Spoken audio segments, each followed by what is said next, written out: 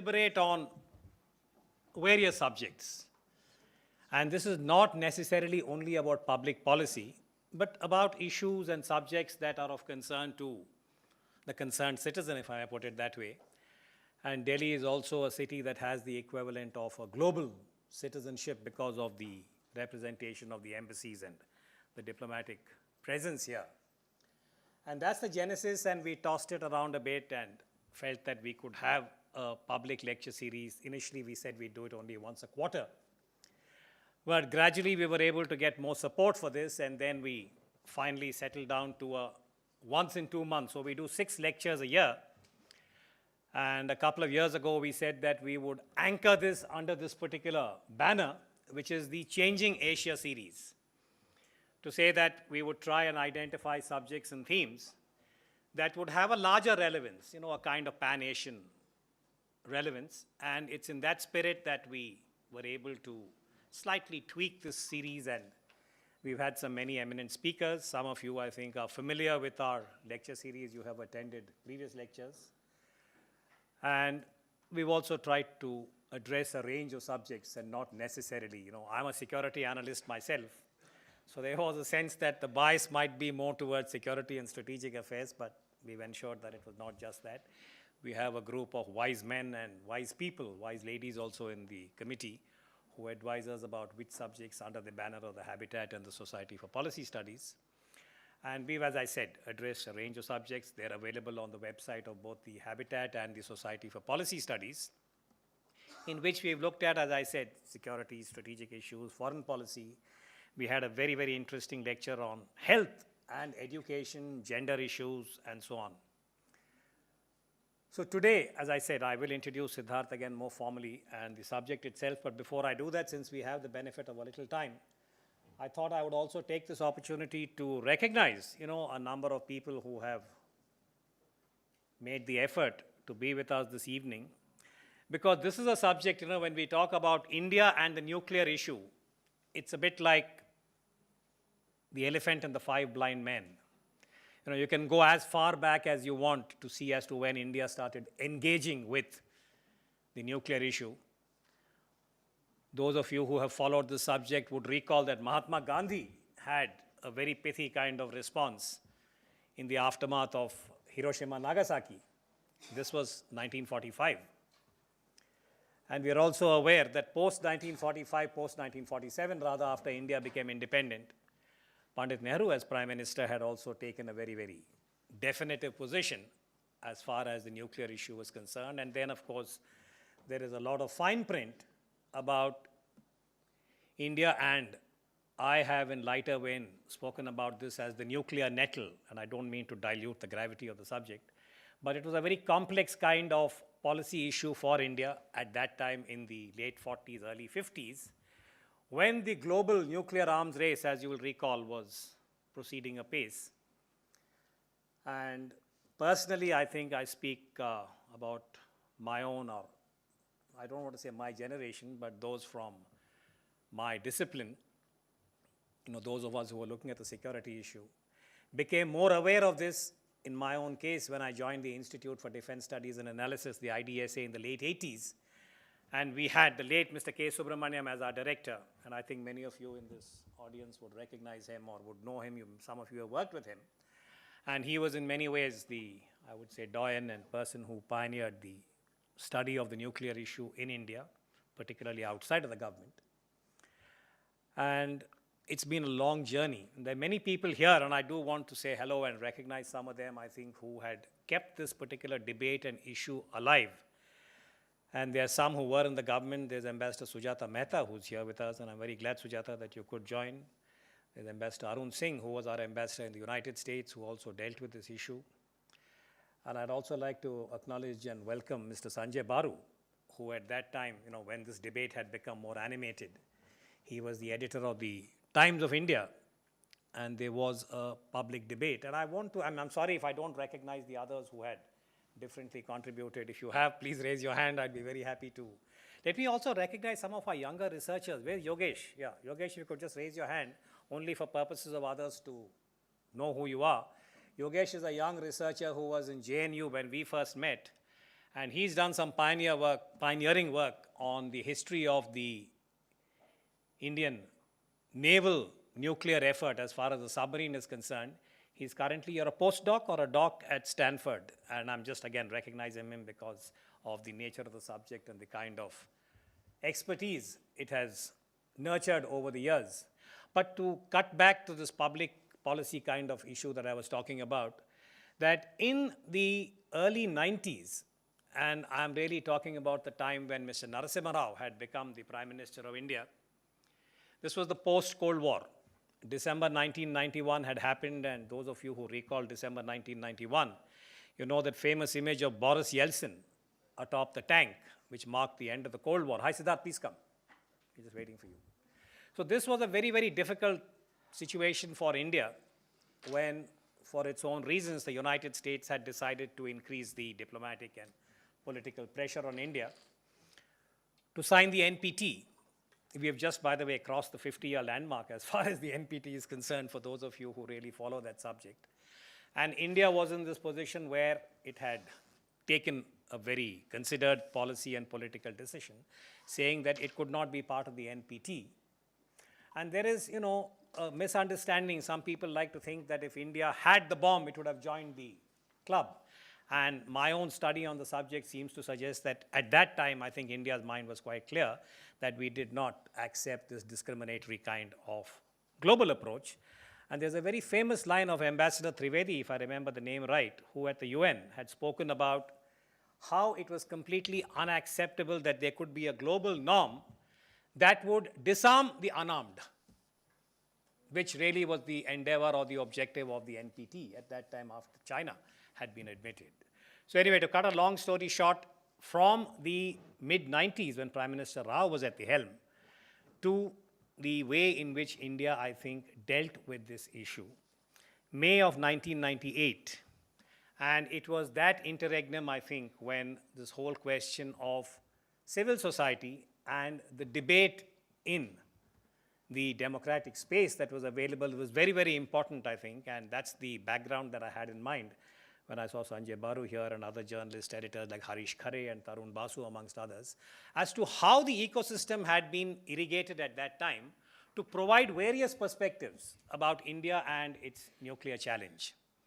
And I think to the credit of the Indian experience, from May 1998, when under Prime Minister Vajpayee's leadership, India carried out the Shakti tests, and subsequently the transition or the way in which the matter was dealt with from 2005 to 2008 under Prime Minister Manmohan Singh's watch, where you had President Bush on the other side. And India has actually managed to deal with the nuclear issue, I would say, in an exceedingly innovative and positive manner, to the extent that it still remains outside of the NPT, but it has been accorded what we call as the exceptional status. And the trigger for that was the 2005 India-US Civilian Nuclear Agreement. It took a long time to negotiate. I won't go into the fine print of that, except to say that from 2005 July, when the agreement was signed between Prime Minister Manmohan Singh and President Bush, to 2008, the fall of 2008, when India was accorded the status and recognized both for its military capability in terms of the weapon and also in terms of the civilian program. And as I said, various innovative measures were introduced into the global protocols, whereby we remain outside and yet we are relatively inside. I'm reminded of Greek mythology. Again, I'll just close on this before I introduce Siddharth more formally, to say some of you may recall that particular part of Greek mythology where you have Ulysses in the ship, and he can hear the sirens, and he makes it. I'm not saying that word because when I was young, we used to call it kirki, C-I-R-C-E. Then I was told it's not kirki, it's actually sirs. And then someone said it's not sirs, it could be more, because my part of India, you knew cricket, and cricket was kirket. So when we saw C-I-R-C-E, we said it is kirki, but anyway. This is that mythology where, the story is that Ulysses is sailing in that ship and he can hear the sirens. And he doesn't steer towards them because he can hear them, but none of his sailors can because they have wax in their ears. And finally, he clears that particular part of the, Aegean Sea or whatever. So my own sort of interpretation was that India was cognizant of the compulsion of deterrence. And India was very clear that we did not want to be subjected to anything that resembled a Hiroshima by intimidation or otherwise. But yet India did not think that this was quote unquote an honorable choice. But we proceeded with whatever we did under Mr. Vajpayee. And I think there was a lot of dilemma and debate in the democratic spaces available at that time. And the India-US civilian nuclear agreement, when it was first mooted, was severely criticized. You know, we had many debates, and Mr. Siddharth Varadarajan, who was our speaker for this evening, was at that time, said you were in the Times. Hindu, sorry, he was the Hindu, but most newspapers had the equivalent of lead correspondents who were actually informing their readers. And sometimes, may I say with a straight face, that they were also informing South Block, you know, about the fine print and what were the pitfalls. And Mr. Varadarajan then was with the Hindu, and he did a tremendous job. I know that I was a researcher, analyst at that time and looking at this issue. We had others. I'd also like to acknowledge and recognize Raja Mohan, you know, who was at that time writing, I forget, and other papers here. And I think we provided, or not we, I was not in the media from the outside, but we looked at different perspectives. And Mr. Varadarajan, I would say, had a very, very distinctive role to play at that time in terms of the content of the treaty. Not, it wasn't a treaty, then it was an agreement, and what it meant for India. So this particular year, 2018, marks 10 years after the civilian nuclear agreement.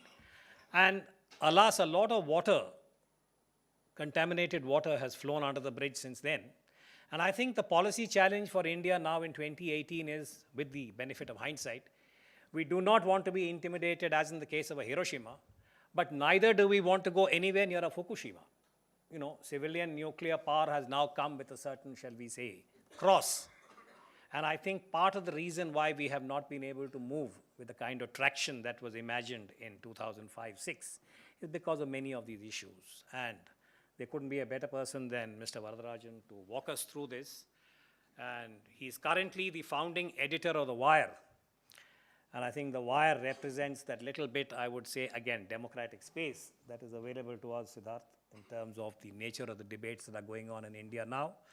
But without further ado, may I introduce you, may I request you to come and speak? And we'll follow the same format. It's a little after 7 now. He'll speak for about 40-45 minutes, and then we'll take QA. And those of you who must leave, try and wait till 8 o'clock till he finishes, and then we'll have the first shuffle, and then we'll have a Q&A. One last request, I don't know if anyone will come, but those of you who are on the edges, if you see someone, just move inside so that we don't disrupt the speaker. Sit. Thank you to the Habitat Center for inviting me to speak to you on this very important topic. The audience is rather intimidating. 2 former media advisors to the Prime Minister in the audience, 2 former directors of IDSA, Makais Maulana Azad Institute, and my mother is also here. So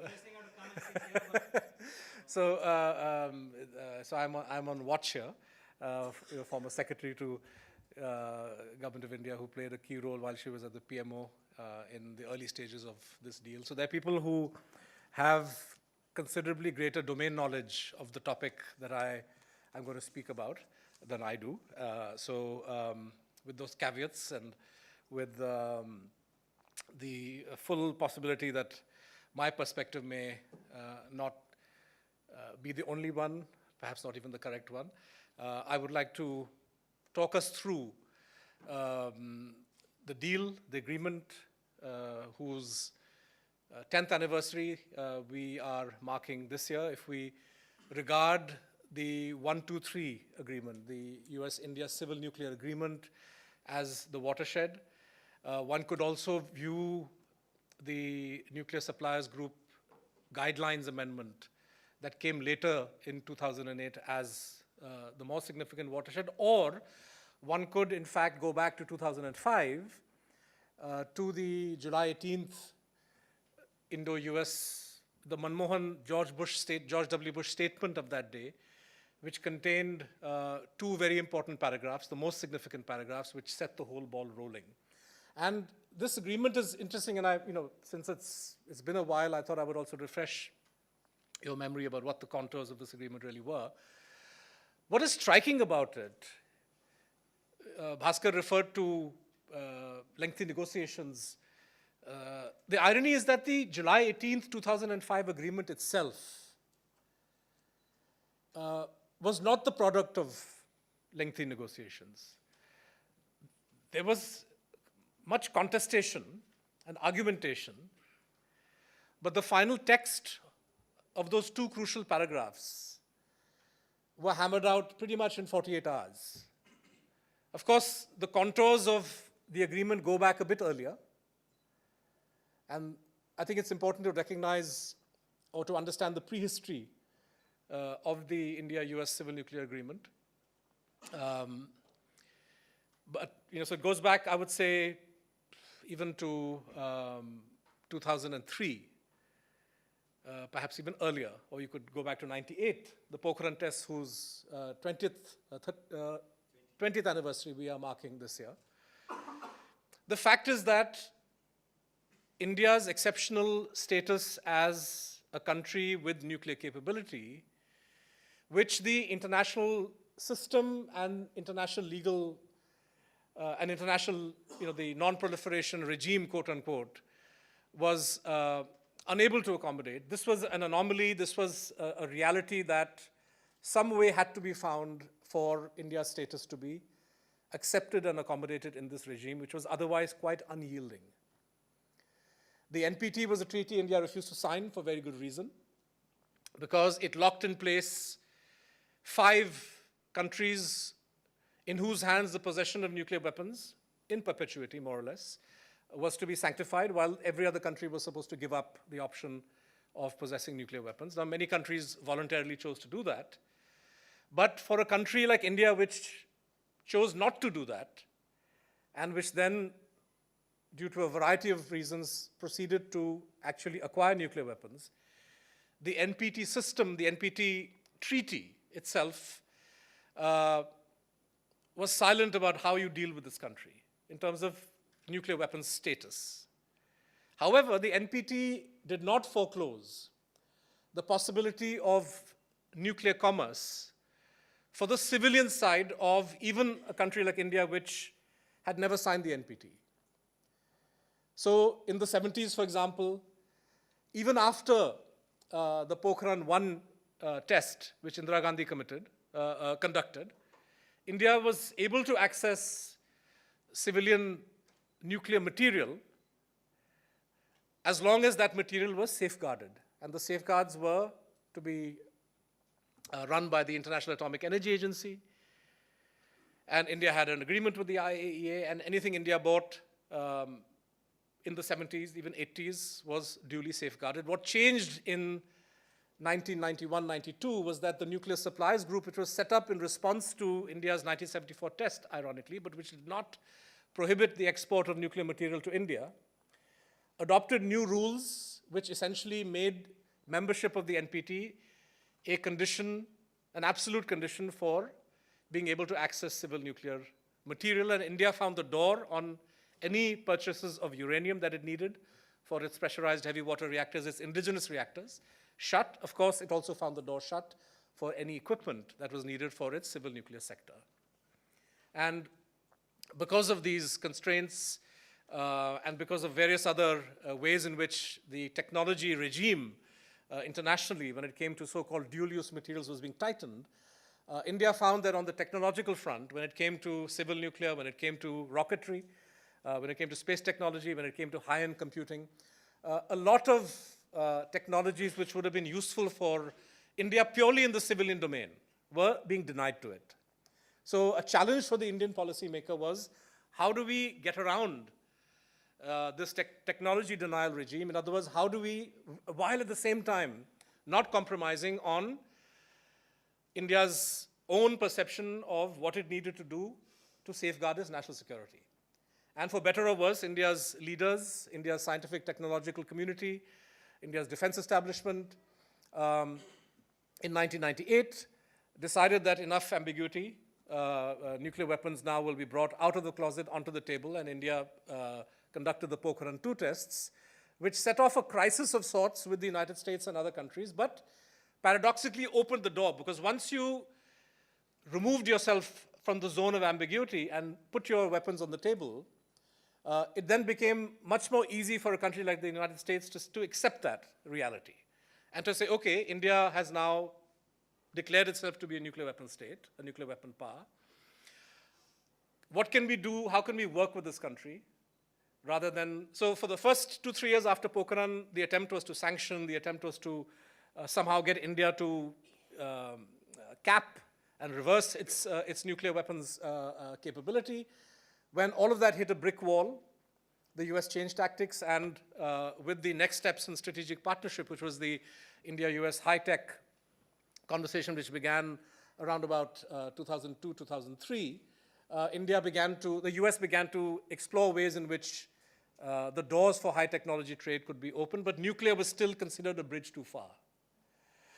During some of the research that I did while I was working at the Hindu on the prehistory of the nuclear deal, one of the participants mentioned an interesting conversation which will give you some insight into the wider geopolitical factors that were operating. As you know, in 2003, after the US's disastrous invasion of Iraq, the US was looking to broad base countries, to basically pull in troops from other countries that could somehow help to make what was an illegal invasion and an illegal occupation of Iraq somehow take on a more sort of internationally acceptable hue. And there was a lot of pressure on the government of Prime Minister Vajpayee at the time for India to send soldiers to Iraq. And there was a debate. The debate came perilously close. Dr. Khare is in the audience. He covered that story very closely, and he's the one who broke the news finally that when all is said and done, the Prime Minister put his foot down and troops were not going to be sent. During that period of pressure being put on India, there was a conversation between Robert Blackwell, who was the ambassador, and top Foreign Office official who said, look, there's no way India can send troops. And Blackwell said, well, if India were to send troops, the US would eternally be grateful to India. And the official said, well, gratitude is all very well, but what can you do for India? And Blackwell said, well, what does India want us to do for it? And this official said, well, could you lift nuclear sanctions? And Blackwell said, well, this is now, we're talking of May, June 2003. Well, that's above my pay grade. Things may not be possible. And that was the end of that conversation. India didn't send troops. But when George W. Bush convened his new national security team around Condoleezza Rice, this memo, which must have been floating around in the State Department, surfaced to the top, and opening the doors to nuclear commerce was seen in the US establishment at that time as the key to winning India over to its side as far as building a geopolitical partnership with India in this part of the world. So for the US, come July 2005, the idea that nuclear commerce, giving India the sop of civil nuclear energy, would somehow open the doors to not just US military sales, not just US nuclear commerce, but also the wider kind of geopolitical alignment that the US desperately wanted. This was very much top of the mind in the United States. The July 18, 2005 agreement, as I said, was negotiated very quickly. But it's amazing how the key elements of that agreement, and I just want to read them out to you. What is it that India committed to? What is it that the US committed to? Well, the US committed to essentially ending its restrictions on the sale of civil nuclear material to India, and to work with its partners internationally to ensure that international restrictions were also to be lifted. In a nutshell, the US was saying that we will amend our domestic laws, which prohibit the sale of nuclear energy material to a country like India, which has not signed the NPT, and we will work with our partners in the nuclear suppliers group to get the NSG also to amend its guidelines so that a country like India could access this technology. That was what the US committed. What Manmohan Singh committed was first and foremost to identify and to separate civil and military nuclear facilities, and to place the civil nuclear facilities under safeguards at the IAEA. India also agreed to sign and adhere to an additional protocol, which is an added layer of, shall we say, safeguards and inspection that the IAEA has with countries that signed that document. Manmohan Singh also agreed to continue India's unilateral moratorium on nuclear testing. This is the moratorium that was first announced by Atal Bihari Vajpayee after the May 13th tests of 1998, and has remained the bedrock, as it were, of official Indian policy since then. Manmohan Singh reiterated that. He also agreed to work with the United States for the conclusion of a fissile material cutoff treaty. He also agreed to refrain from India transferring enrichment and reprocessing technologies to countries that don't possess them. And he agreed to harmonize India's export control regime when it came to sensitive materials with the NSG and the missile technology control regime which governs missile components. So essentially, India committed to a set of 7 steps. And the interesting part of the agreement is that what was negotiated over 2 days, these terms in the 7 conditions from India and the 2 promises from the United States, entered a 3-year period of extremely bruising negotiations. So when we say that there were difficult negotiations, there were lengthy negotiations, going from the 2005 July agreement, which was a bare bones agreement, but which spelled out India's commitments in toto, to an actual document that could be operationalized, in other words, the India-US nuclear agreement, and then the NSG guidelines, involved a complicated process. We don't have time to go into that, but this was a process where the United States tried, and you can't blame them for trying, tried very hard to undo some of the elements of the July 18th, 2005 agreement. So where India committed to, for example, observe a moratorium, or where India agreed to negotiate a fissile material cutoff treaty, as opposed to actually announcing a moratorium on the production of fissile material, and various other steps. The US tried its hardest to push the envelope and get India to concede more. And in a parallel track, it also tried to withhold. So where the US had agreed in the July 2005 agreement to open the door for full civil nuclear cooperation with India, they then tried to whittle back or scale back what the phrase full nuclear cooperation would mean, to say, well, this would apply only to fuel, not to reactors. Well, maybe certain kinds of reactors, not others.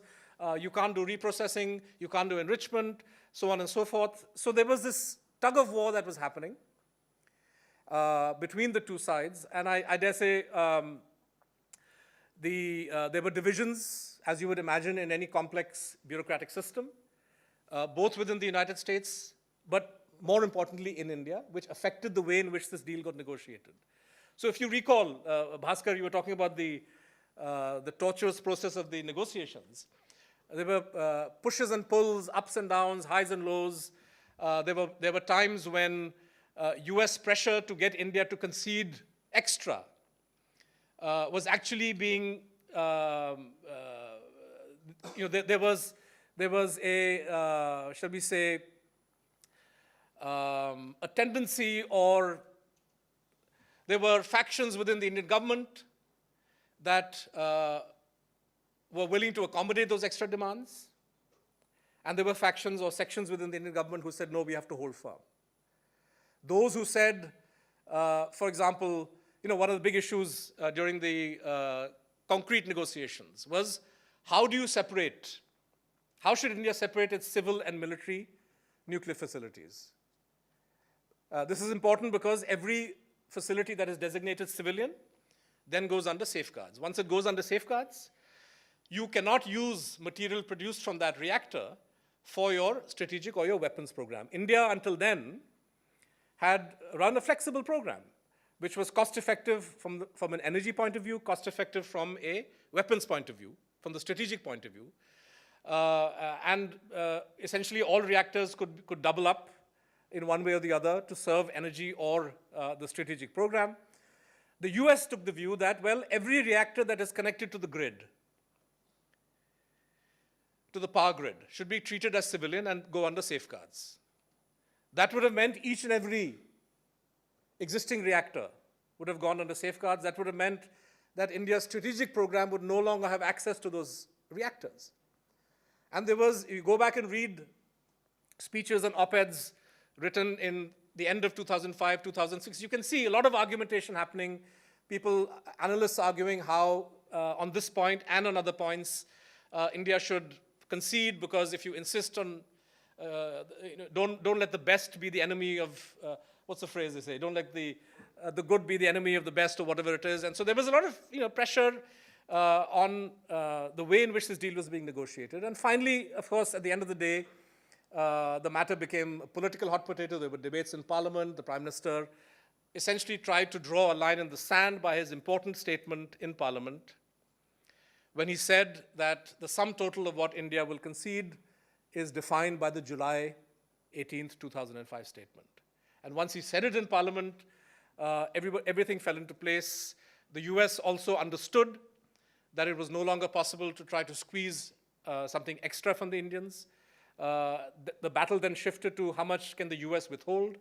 To cut a long story short, the 123 agreement was a product of this very, very complicated process. As I said, divisions within the bureaucracy here, divisions even in the US. For example, the non-proliferation lobby in the US, if you were to think of the US bureaucracy as consisting of people who took a strategic view of the India partnership. So they're looking at the big picture. They're saying, well, what does it matter if India gets what it wants, as long as this cements the India-US partnership, which will come in handy against China, which would come in handy against Iran, which would come in handy for all these other important reasons. We need not get over anxious about whether India's nuclear weapons program is constrained or not. And then you had the non-proliferation people, John Rood, for example. Bolton was also part of that group, current NSA, who took the view that no, the strategic wallas in the Bush administration had already conceded too much. And there was a lot of pressure from the non-proliferation NGOs and think tanks, who also were like Cassandras, arguing how the skies would fall on the international non-proliferation regime if this deal were to go through. And so the US had to resolve its contradictions, India had to resolve its bureaucratic divisions. At the end of the day, I think what emerged in the form of the 123 agreement was something which both sides were satisfied with. Certainly, to my mind, and I covered this agreement very closely, the deal closely, and wrote a lot, and often quite passionately, about some of these issues, particularly when it seemed as if the US pressure on India might be bearing fruit. So I was an active participant in some of the debates, and I when the 123 agreement came out, I, as an analyst, was quite satisfied that all the issues that had been raised by way of concerns were adequately addressed in that document. Similarly, the safeguards agreement that India signed with the IAEA, and ultimately, towards the end of the year, the NSG, the nuclear suppliers group guidelines that were signed. One could be absolutely confident that the markers set in place in July 2005 were kept in place, and the deal went through. That explains the kind of ups and downs of the negotiation process. Since we are looking 10 years from now, it's fair to ask, what does all this mean? Where does that leave us? What kind of an audit is possible? And to my mind, there are three kinds of stock-taking questions that we need to ask 10 years on. First, in terms of the narrow technical aspect of the agreement. In other words, in terms of nuclear power, in terms of energy security. And there the relevant question would be, to what extent has the civil nuclear agreement with the US and all the other agreements that came along with it helped the nuclear power sector in India? I think that's a very important part of any audit that we perform. The second aspect of the stock taking that we do is to look at the strategic question or the foreign policy and national security issues and try to understand what has the impact been of the 2005 and the 2008 agreements on India's foreign policy scenario. That's also an important part of the stock taking. And the third, most Indians may not do it, but I think it's worth asking. It's worth looking at this as a stock taking exercise. To what extent, to the extent that there have been, or there were fears that the India-US nuclear agreement would have a negative impact on the international system, to what extent have those fears been realized? So in other words, the first part of our stock taking would be on the energy front, second on India's foreign and security policy, and the third would be in terms of the international system. And let me start with the nuclear energy part, because this is, in many ways, this was the public messaging of the agreement was centered around the need for energy security and what role the deal would play as far as nuclear energy is concerned. And the opposition loved, in fact, I dug up and found from beginning of 2014, allegations by the BJP that not a single megawatt of extra power has flowed from the India-US civil nuclear agreement, and hence it's all a waste of time. Of course, the line has changed after the BJP came to power. We will grant opposition parties do these things, but where do the facts lie? Well, the facts are very clear, that as far as existing nuclear power plants are concerned, the agreement has had a very definite positive impact on nuclear power generation. One way to measure the essentially energy economists speak about a capacity factor. What percentage of your installed capacity is actually, if your installed capacity is 1,000 megawatts and you're producing 500 megawatts, then you're at 50% capacity factor. Well, in the years preceding the India-US nuclear agreement, and particularly after it was signed but before it was implemented, so 2006, 2007, even 2008, the capacity factor for India's installed, India has 22 nuclear, well, Kudankulam 1 and 2 hadn't come on stream, we had 20 then, but the capacity factor had hit as low a level as 50%, largely because of shortages of uranium. India was not able to buy uranium for its pressurized heavy water reactors, and of course, LEU, which is required for Tarapur, was also not available. Today, the capacity factor is between 70 and 80%. If you do an audit of the last 5 years, it varies from year to year. There is also a question of downtime. But if we look purely at capacity factor, it's clear that the impact of the nuclear agreement, measured in terms of actual uranium imports, has had a positive impact as far as capacity utilization of nuclear energy plants is concerned. Today, you have 22 nuclear power plants with a total installed capacity of 6,200 megawatts, 8 reactors and the pressurized, the fast breeder reactor Kalpakam are under construction. And Cabinet last year sanctioned 10 additional pressurized heavy water reactors of 700 megawatts each. So clearly the fact that the government has embarked upon an ambitious program of building India's own indigenous PHWRs is a sign of the ease with which components and uranium can be purchased to fuel these reactors. So there's no question, there should be no question in anybody's mind that as far as the first order concern of the nuclear agreement, that will it open the doors to nuclear commerce, as far as fuel is concerned, that the answer to that is yes. What about equipment? What about reactors? Here I should say that there was, in any case, a difference of opinion. You had some pressurized heavy water reactor purists in India who, Gopal Krishnan, for example, in an interview to us, he used the word nuclear power is not avial, where you have pressurized heavy water reactors and light water reactors. We should just go for reactors of one kind. And why? So now that the deal has been signed, let us use it only to buy uranium. To hell with whatever commitments we gave the British, we gave the French and the Americans and the Russians, who, after all, supported us in the NSG in the hope that we would buy their reactors. That let's just, buy uranium and build our own domestic reactors, which would be cheaper to build and would give a boost to local manufacturing and employment, etc. That was one school. The second school, as exemplified by somebody like, say, Dr. Kakodkar, who was instrumental in many of the technical negotiations for the India-US nuclear agreement and also the NSG guidelines discussions. He always took the view, a pragmatic view, that India should have a mix. And even as he conceded that US and particularly French reactors are likely to be quite expensive, but there is something to be said for having access to the latest EPR technology from France. And so for him, he saw the deal as creating additionality for India's own indigenous program. After all, we have not yet successfully managed to scale our own indigenous reactors beyond 700 megawatts, whereas the EPRs that we're talking about at Jetapur, for example, or even the VVERs at Kudankulam are 1,000 megawatts plus. So there is an order of magnitude that is involved here, and Kakotkar and others in the DAE took the view that there's no harm in that we should actually buy.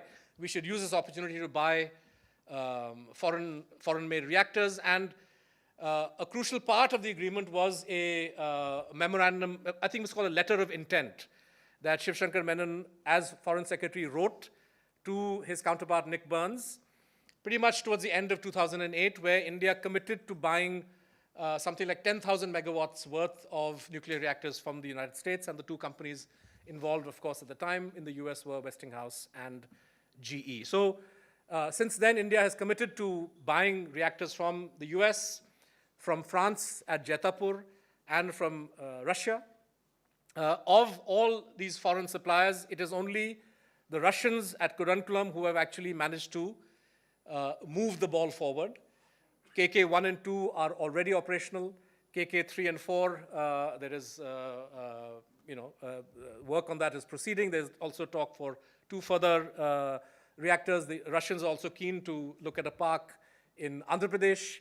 So as far as the Russians are concerned, there is, I suppose, a certain ease of doing business with India. There is an earlier agreement on liability, which more or less has carried on. So that obstacle, which I will mention in a second, was not so big a factor with the Russians. The French and American plans, it's now been 10 years since the doors opened, and groundbreaking work has not even begun. And the reasons are really quite simple. The reasons have to do with the acute crisis that has engulfed the international nuclear power industry as a whole. There are financing issues. Westinghouse declared bankruptcy a few years ago. It's been since then revived, and Energy Secretary Perry, as recently as April, expressed his confidence in Westinghouse actually carrying through with the 6 reactors in Andhra Pradesh. But Westinghouse was a company in deep crisis. Its Japanese partners have been in crisis. GE has been in crisis. Areva, which was the vendor for the EPRs at Jetapur, has itself been under fire in France, in Finland, in Oikuluto, where the first VVR is being built, because of cost overruns, because of safety issues. And Fukushima also put a spanner in the works, as it were, raising questions and forcing all of these vendors, these suppliers, to look anew at their designs. And essentially, for technological reasons, for cost reasons, and of course, within India, land acquisition issues, public acceptability issues, and the issue of liability in case of an accident, these have all been obstacles that have delayed and, to my mind, actually probably condemned the possibility of the French and American dreams for having thousands of megawatts of nuclear equipment in India. To my mind, those dreams are largely likely to remain unfulfilled. So there are serious cost issues. We can talk about this more in the Q&A period. Liability is a major issue.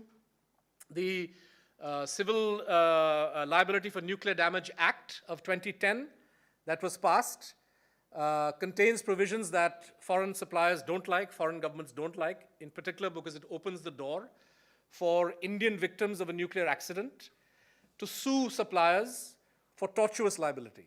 Now, this is slightly complicated because the Civil Liability Act, in line with the Convention on Supplementary Compensation, the CSC, which is a UN document, if you will, envisages the idea of channeling no-fault liability onto the operator of a nuclear power plant. So in other words, in case there's an accident, the CSC and also the Indian law stipulates that the operator is liable regardless of its fault. So if there's an accident, under the Indian Act, the operator must pay a certain prescribed amount of damages regardless of whether the accident occurred because of its fault or for some other reason or act of God or whatever. But the Indian Liability Act allowed the operator a so-called right of recourse for it to recover damages that it pays from its supplier in the event that the accident is the product of some malfunction on the part of the supplied equipment. And also under Section 46 of the Nuclear Liability Act, it opened the door for Indian victims to use normal tort liability law, and collect damages in case they are able to prove in a court of law that an accident occurred either due to the fault of the operator or the fault of the supplier. Now, this is a very, very important and relevant issue because of Fukushima.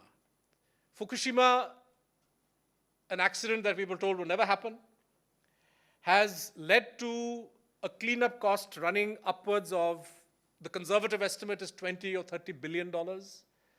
The more realistic estimate, I've seen numbers go up to $100 billion for the total cleanup cost. Now, the Indian Civil Liability Act sets the ceiling, I think at 450 crore, some minuscule, 1,500 crore, minuscule amount. And the government then says, okay, we commit to pay more, we commit to pay the balance in the event of actual liability being greater. But the fact that the law allows for tort, allows for damages, and even though the MEA has tried to wriggle out of this through very creative, they came up with a document when Obama visited India in February 2015, frequently asked questions. This is the first time in my experience as a journalist, and I'm sure no lawyer has ever encountered this, where an attempt is made by a government to amend the letter of a law passed by Parliament by issuing FAQs, frequently asked questions, trying to clarify and trying to say, well, this line as passed by Parliament doesn't quite mean what it says because of XYZ reason. I have written extensively as to how the FAQs don't add up, but somewhere down the line, there appears to be a gentleman's agreement between the Indian and the US government that, well, we're going to set this issue aside for a moment. I have no doubt in my mind that as and when nuclear plants under this Liability Act begin to get built, and certainly when they're operated, the CLNDA and the so-called FAQs will be heavily litigated. And this matter will have to go to the Supreme Court to be judged against two criteria. One, is the Indian Act in conformity with India's international commitment under the Convention on Supplementary Compensation, and if it isn't, which prevails? And can a provision passed by Parliament be overridden by the MEA or independently by the DAE issuing no objection certificates or issuing statements of one kind or the other? This is an issue which really goes to the heart of rule of law, democracy, environmental damage. It's a much wider issue. But I would say that this remains an obstacle, even if, because on the ground, neither the French or the American projects have really progressed. There is some glimmer of progress. In March, when Macron was in Delhi, they signed, the EDF, which has now acquired Arriva, EDF and NPCIL signed a so-called industrial way forward agreement to somehow kickstart the Arriva, the Jetapur project. But to my mind, given cost issues, given various other issues, this is still some distance away. As and when these projects begin to take concrete shape, to my mind, this is an issue which needs some kind of judicial finality. Because, as an analyst, as somebody who studied nuclear liability issues, I feel that India lost an opportunity to actually redefine global approaches to nuclear liability as a whole. Because essentially the reason you have a liability regime is to, of course, give speedy compensation to the victims. But you also need to use liability as a lever to ensure optimum safety for your equipment. And if the manufacturer can produce equipment in the confidence that come what may, liability will always be on the operator and not on me, how do we ensure that he invests in the optimum degree of safety? And this is a relevant question because post-Fukushima, a number of studies, there was a piece in the New York Times about how complaints made by engineers back in 73, 74, which suggested that the location of the generator unit, which was finally the Achilles heel of Fukushima, the tsunami happened and the generator unit got flooded, which meant that the auxiliary cooling system couldn't function, leading to a meltdown or a near meltdown. So there were people, there were scientists, there were technicians who in 73, 74 had pointed this out, but simply to save a few $1 million, it was decided, nah, we can live with this design imperfection, and then you end up with this kind of consequence. So making suppliers share the burden of liability, to my mind, is a very sensible way to proceed with having a liability regime to ensure optimum equipment safety. But this is an issue which still needs to be debated, and to my mind remains unfinished business if we are conducting an audit 10 years down.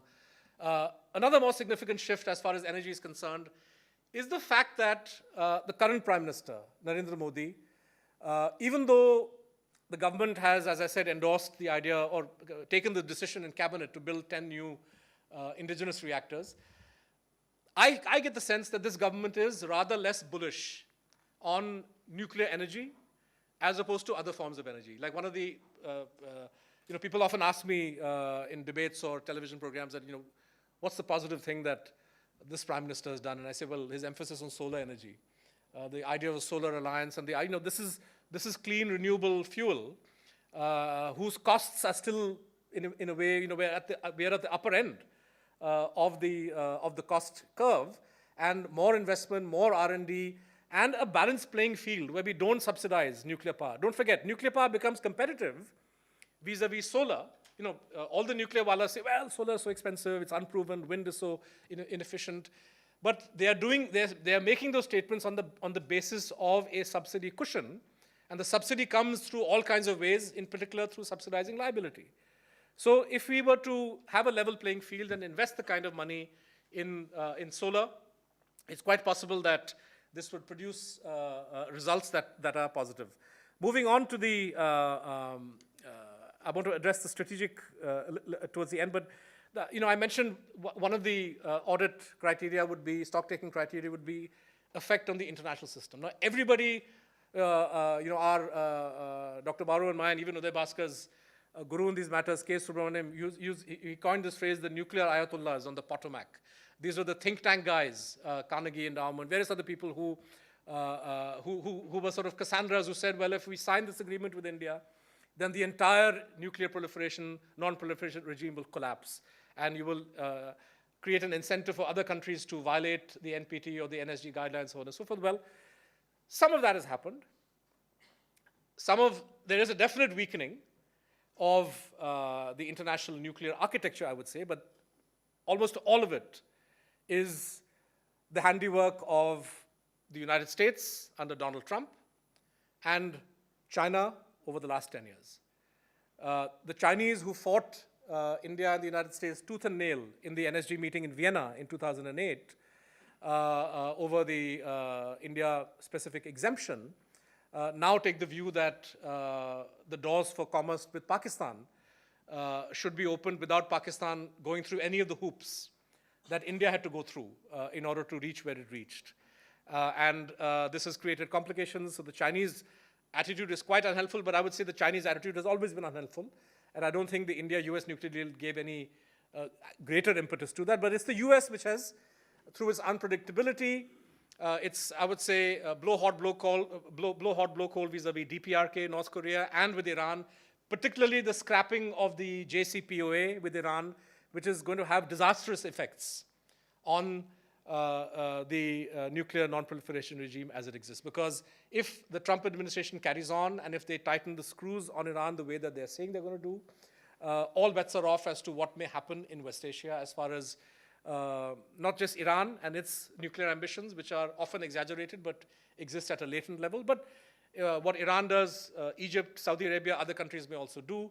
So to my mind, the weakening that is possible of the nuclear non-proliferation regime stems almost entirely from the unilateralism of Donald Trump, and it's not the India-US nuclear agreement that has really opened the doors.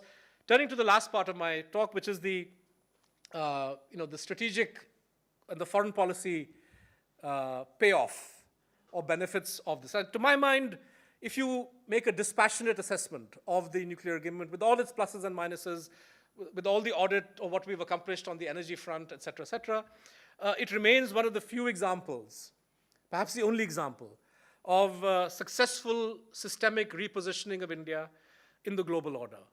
One that represented very skillful use of geopolitical levers at a difficult time in order to enlarge India's room for maneuver in the international system. And to my mind, forget the nuclear power, forget the uranium, forget the reactors that you say you want to buy, but which you find are too expensive to install, and the liability for which you can't afford.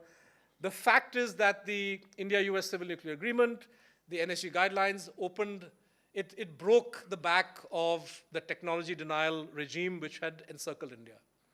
And in many ways, opened the door for, I'm very wary of terms like the global high table. I think often in India we make too much of the caste system of the international order and say that we want to be part of that high table and so on and so forth. But the fact is that often status in the international regime is important, not necessarily because of status in the narrow sense, but in terms of the capabilities on the technological, on the political, on the military, on various other tangible fronts that this opens up for you.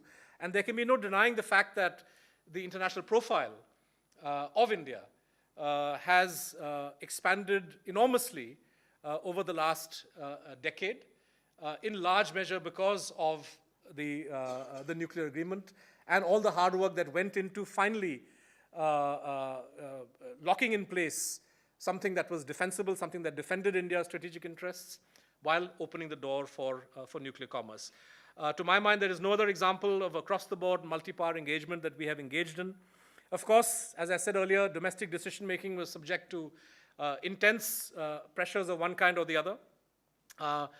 So I think the full story on the external pressure, the internal factors, still needs to be written. I kick myself that I took time off from my job at the Hindu to actually research and write a book on this and never got to finishing it. By the time I had to go back to my job, my day job at the Hindu, and I found that I had no time to put together all the research that I did. This is still something that I may come back to.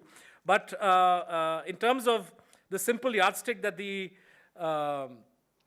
opening the doors and removing the kind of constraints that your civil nuclear power industry faced, that even your space program faced, there can be no denying the fact that the nuclear deal has enhanced India's strategic profile and has enlarged its room for maneuver.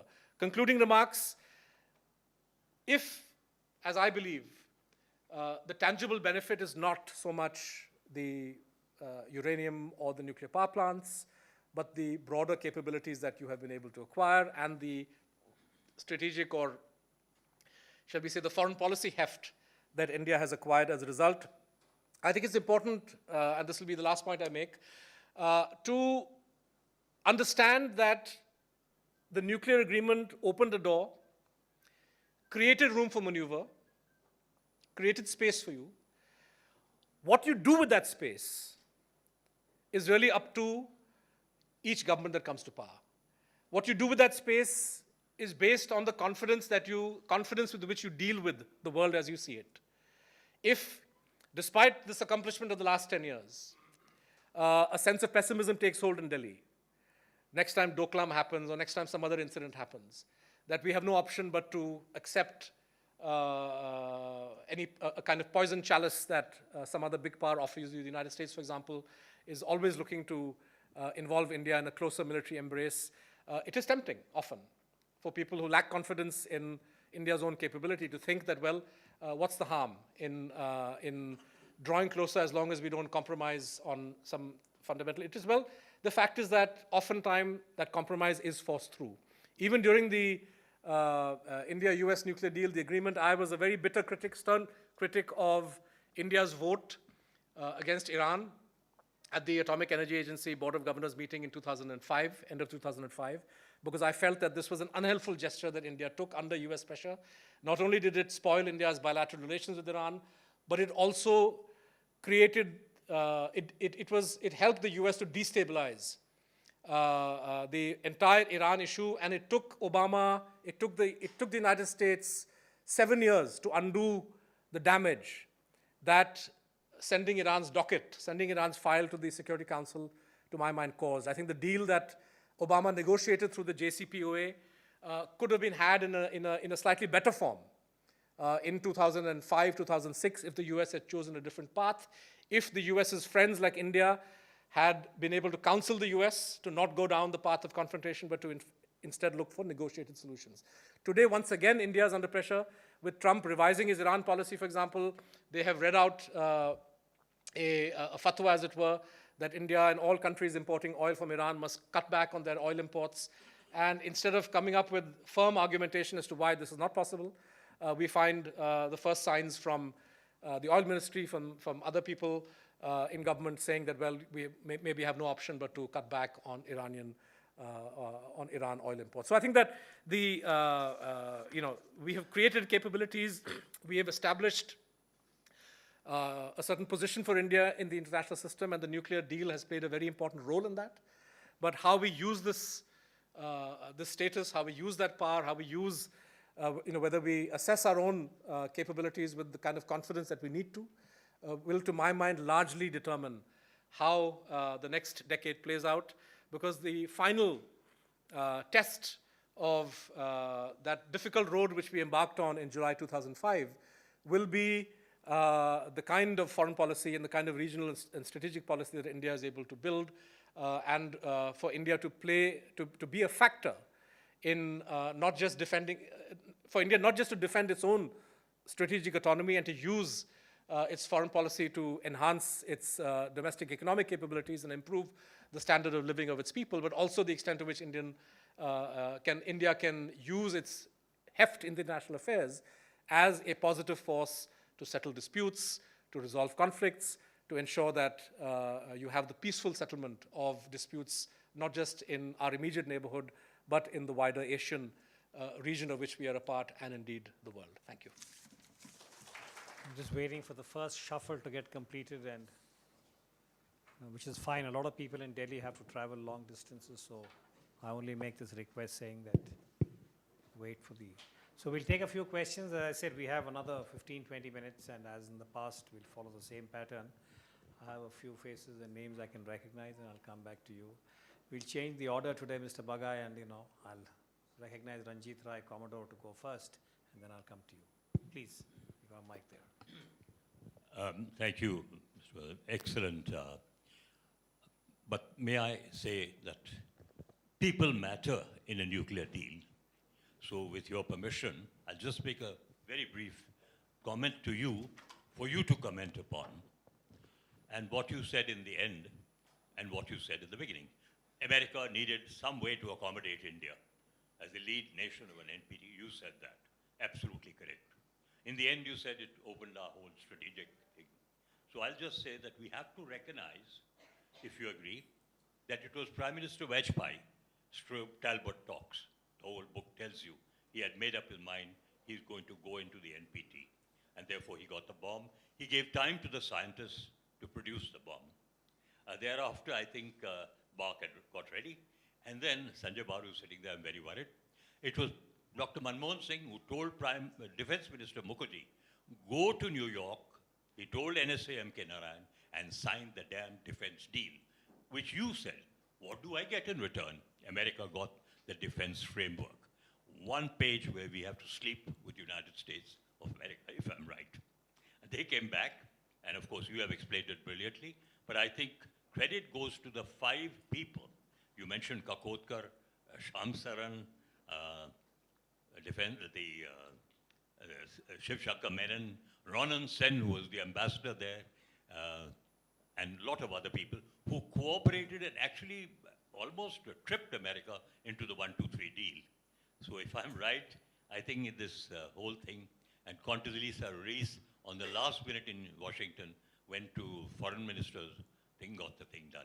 So I think if you talk of 10 years later, would the people who matter also be part of the story? I have a very different take on it. Of course, I'm quite ignorant about the whole thing. But I was always under the impression that the Pokhran 2 test has actually led to proliferation. In other words, if we had not tested Pokhran 2, would Pakistan have been allowed to test? And if Pakistan had not been allowed to test, would its relations, its interaction with North Korea, would eventually North Korea test? So that is one aspect to it. Number two, I've always wondered what happened to our fundamental research which used to be done at BARC at the time of Bhabha and so on. We haven't developed that at all, which is why we want to rely on imported nuclear reactors. And in any case, could we not have carried on our research on the nuclear front without undertaking a second test? There are other ways, I'm sure, to do it. And in any case, it seems to me India is the only nation which wants to increase its nuclear power capacity. I think all the other nations are cutting it down. Thank you. Wonderful lecture. Really appreciate that. Yeah, really appreciate it.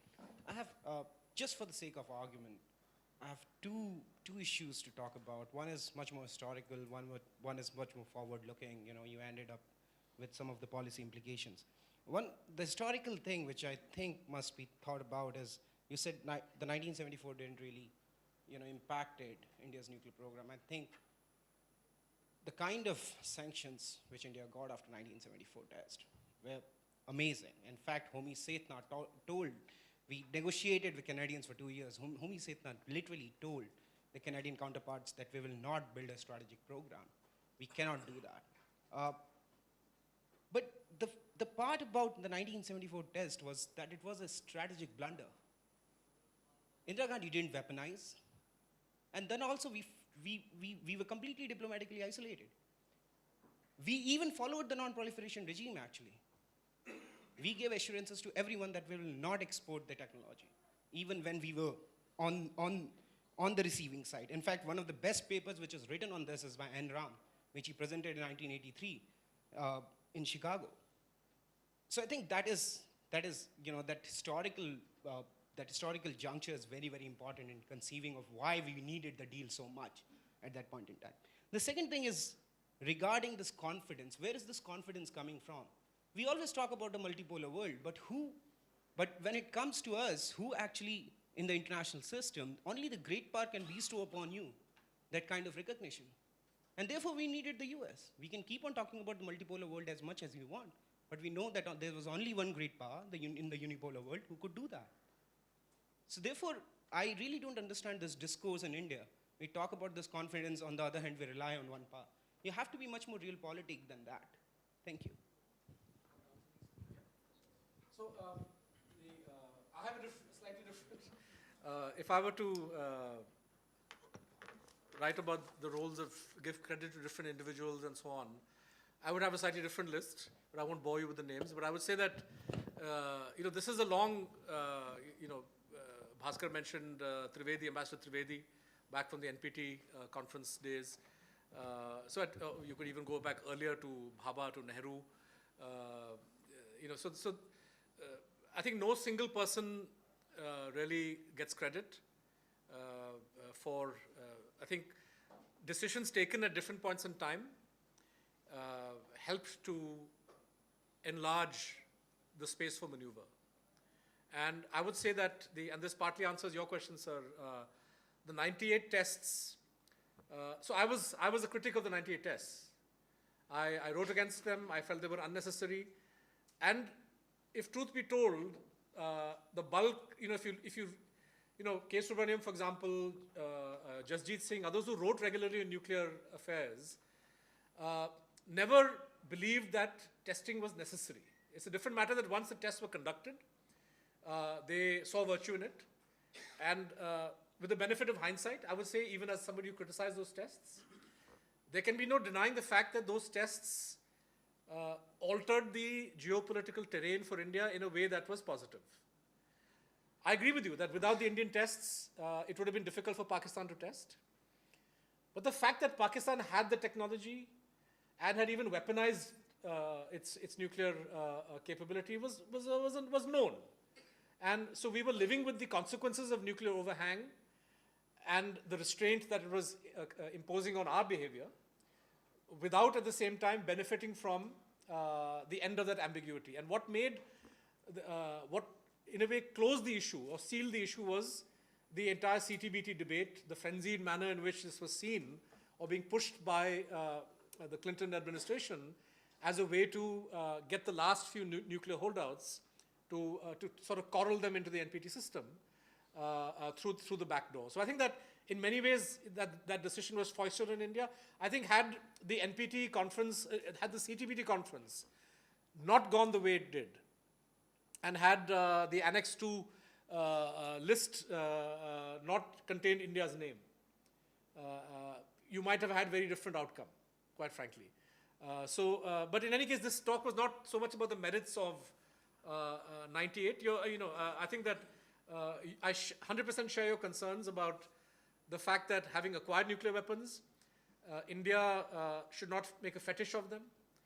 India has to remain committed to its goal of disarmament, universal, non-discriminatory disarmament. And at least if you look at the first committee and the CD, India is going through the motions.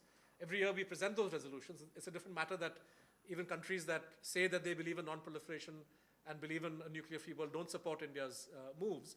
But I think this is an issue of concern, and I think that one sees the beginnings of a debate in this country for enlarging India's nuclear weapons capability, which I think is not helpful. This brings me to, Yogesh, your question. Again, my talk was not really addressing the merits of 74. That's an entirely different issue. In many ways, India was able to harvest something out of 98 that they were not able to do in 74. So 74, the fact that you did not go the whole hog meant that you were saddled with all the sanctions that came with it. But my point about sanctions and NSG was a very limited one. That despite the NSG being created as a response to India's test, the NSG's own guidelines did not prohibit the sale of safeguarded material to India. And it's only the discovery that Iraq had a clandestine program in 1991 that led the NSG, I think in Warsaw, to adopt new guidelines, which then prescribed exports even to a country like India. So I don't disagree with, I think 74, it's a fascinating chapter, and a lot more needs to be done and written about that. On the issue of great powers, multipolarity, and so on, you see, the trick is that obviously in 2008 or 2005, the only country with the capability to move the international regime, and in particular the NSG, was the United States. So it made enormous sense for India to engage the United States, to work closely with them. And the challenge that India faced was, how do you work with a country that demands that you have 100% loyalty, when the reality of a multipolar world requires you to have good relations with all the other big powers. And I think this is a balance that sometimes we got wrong. Sometimes I think vis-a-vis Iran, we got it wrong. I dare say even vis-a-vis China, there are things that we could have done slightly differently that could have produced a different sort of outcome. But to my mind, there is no contradiction in accepting the way Manmohan Singh did in 2005, that you need to work with the US to move the system, while at the same time remaining wedded to the goal of strategic autonomy, foreign policy independence, doing what you can to further the cause of a multipolar world. And if you see, the world, today, of course, the US is the largest power. If we are not multipolar, you could say that we are actually moving towards bipolarity of a US and China-led world. But the world still has enough multipolar features for India to expand its, to maneuver. And if you look at arrangements like BRICS, IPSA, SCO, lots of other things, East Asia Summit, India's participation in all these forums, you can see the kind of maneuvering that India is trying to do without putting all its eggs in one basket. I could take another round unless people are ready to close the session. If there's no other immediate, okay, Rakesh? Admiral Chopra? Yeah, I'll just take you in. There's a mic here. Thank you, Siddharth. Excellent presentation. I've just got one question, is that the people are now talking that it is time that India needs to do another test. that to refine its technology that it already has. Is that a correct assessment by people, or is it just some thing in the air? And if it's correct, then how do we overcome this moratorium that we have placed upon ourselves and tied our own hands? Thank you. Thank you. Now we are in a new situation that US has come out from the JCPOA, and sooner or later they are going to have some kind of dialogue, maybe initiation of some dialogue with Iran, like what they had with North Korea recently. So in such a scenario, what do you think how India should maneuver, how India should deal with United States? I think we will be having a 2+2 dialogue in the next month sometime. So how should we go about negotiating with the US on that? Thank you. Excellent questions. Sir, on the nuclear testing front, I would say that India has no reason to test. As of, these are not questions that any of us can speak about with any degree of authority, because as you would imagine, the precise nature of the capabilities are a closely held secret, as they should be. But I would say that as far as the world at large is concerned, India has in place a deterrent. And as far as your main adversaries are concerned, nuclear armed adversaries, that deterrent is credible. If at all you need to work on the credibility of the deterrence, of the deterrent, you perhaps need to work more on your delivery mechanisms, rather than on creating bigger and different kinds of bombs, using new technology. There is no, as of now, there is no limit. So the moratorium does not prevent India from building as many bombs as it wants based on the technologies that it has proved through its tests. If it wants new designs, then it would have to test, obviously, because I don't think India has reached the point where it could test weapon designs through computer simulations the way the US or Russia can. But even if India wants to test, the moratorium is a very solid obstacle in that way. The 123 agreement, the agreement with Japan, the agreement with France, and the NSG waiver are all conditional on India abiding by its moratorium. So there will be consequences. So clearly, the country's leadership would have to make a calculation. That is the strategic benefit, is the so-called security benefit of an additional test worth more than the very tangible economic and energy and diplomatic and political costs that we would have to pay in the event that we violate that or we go back on our moratorium. So to my mind, there are no sound military reasons for wanting to do that. I should add that the testing regime is up in the air. The CTBT has not entered into force. The country most likely to test among all the nuclear weapon capable countries is the United States. And if the US were to test, you could imagine that Russia and China may use that opportunity to test themselves. And if China were to test, that would almost certainly open the door for India to say, well, all bets are off, moratorium no longer holds, we need to test. And then, of course, Pakistan will test, others may test. What happens to the environment? Yeah, exactly. So I think that, so that is not a very nice scenario, and one hopes that saner heads will prevail, particularly in Washington, which brings us to your question. The fact is that saner heads appear to be rather scarce, so it's not clear what exactly is driving US policy right now. It's quite possible that some of the participants of the 2+2 from the US side may not see 100% eye to eye with their president, but obviously in a bilateral diplomatic event of that kind, people are not going to speak their mind. But I think India has to essentially be very firm. We have to be clear. What is our understanding? Do we understand? Is it our belief and is it our understanding that the JCPOA was a good deal? It was a defensible deal. It opened the door for the world to assure itself about the purely civilian nature of Iran's program, while at the same time preparing the stage for the US and Iran to normalize their relations.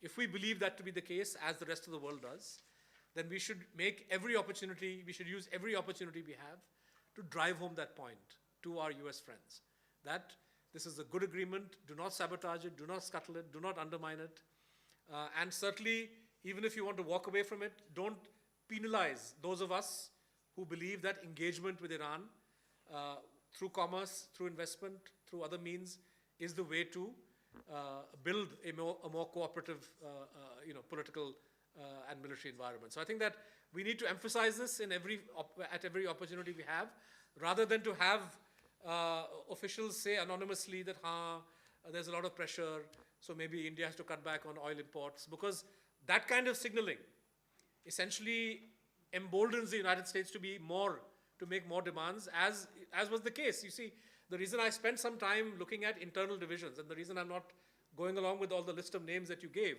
is because signaling by some of the key players involved, at public signaling, actually encouraged the United States to up its demands, because they felt, Indians are divided, so let's ask for the store.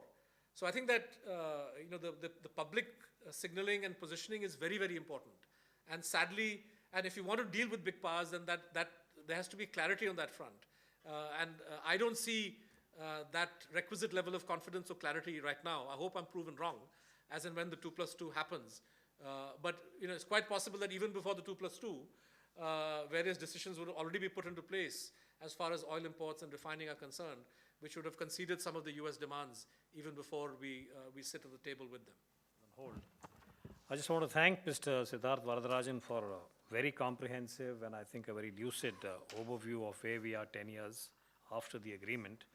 2-3 minor points. This is not a subject where we can have the last word. So I just want to say that about many of the issues raised, going back to 1974 and the one Yogesh had raised, having also studied it as an analyst, I would say that instead of calling it a blunder, another way of looking at it is a certain degree of strategic diffidence by India at that time, which was compelled by a whole range of other external and domestic issues. That's one point. Siddharth and I have had different views, on the 1998 nuclear test, for instance. He knows about that, I know about the reasons. But I think at the end of the day, there were a number of, shall we say, decisions that were taken where I don't think we have the full read about what exactly was happening. I just want to draw attention to one very minor strand that Mr. Varadarajan had spoken about, that is 2005 and the vote on Iran. All I can say is that this is one perspective that he's provided. But those who are looking at it from at that point, and not as someone who was in the government, but as a note taker and someone who was trying to get a sense about the fine print or the subtext in both capitals, I think it was a very considered, not an easy decision in 2005 to take what we did. But again, what Siddharth had said, it was a kind of cost-benefit, saying that if we take this decision, what is the penalty or what is the price we would have to pay? And in that period, fall of 2005, winter of 2005, my sense or my reading or my assessment was that we did take that, very reluctant decision because we felt we didn't want to lose the larger objective to get that strategic space that 2008 fall finally accorded to India. But these are all, I think, issues that we need to revisit and debate. I want to thank all of you for being part of this very, very, I think, useful debate, and to Mr. Varadarajan for sparing his time and talking to us about this. We'll announce the next lecture and the subject, but let me again close by thanking the Habitat Center, Mr. Sunit Tandon, the director, and his staff, and my own younger colleagues at the SPS for making it possible. Those of you who are not getting our invites, please give your cards to Sachin or Lakshmi or one of our colleagues, and we'll make sure that you get onto the list. And once you get onto our list, you never get off. So, please be warned. On that note, thank you and good night. Sit.